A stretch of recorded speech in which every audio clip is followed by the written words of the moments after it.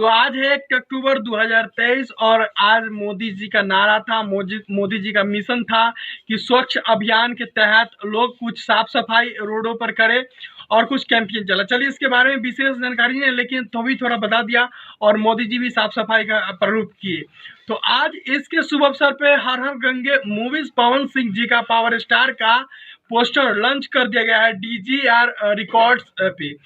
और कहा जा रहा है कि कल यानी कि 2 अक्टूबर गांधी जयंती के शुभ अवसर पर 2 अक्टूबर को 11 बजे दिन में इसका ट्रेलर यानी कि जो टीजर होता है हर हर गंगे मूवीज का वो लॉन्च करेगी।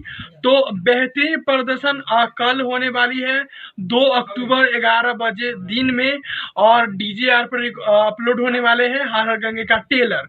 तो आप लोग पावर स्टार पवन सिंह जी का आशीर्वाद प्यार बनाए रखिए ताकि देखते हैं कि पहले किनका मूवीज आता है। अभी तो सुनने में आ रहा है कि पावर स्टार पवन सिंह जी का ट्रेलर आ रहा है, फिर देखते हैं कि ट्रेंडिंग स्टार खेसारी लाल का जो एक संग्रह 2 मूवीज आने वाला है उसका ट्रेलर कब आता है और उसका मूवीज भी कब आता है। बताया जा रहा है कि सूत्रों के हवाले से कि हर हर गंगे का मूवीज लगभग दुर्गा पूजा के शुभ अवसर पे सिनेमा घर में लगेगी।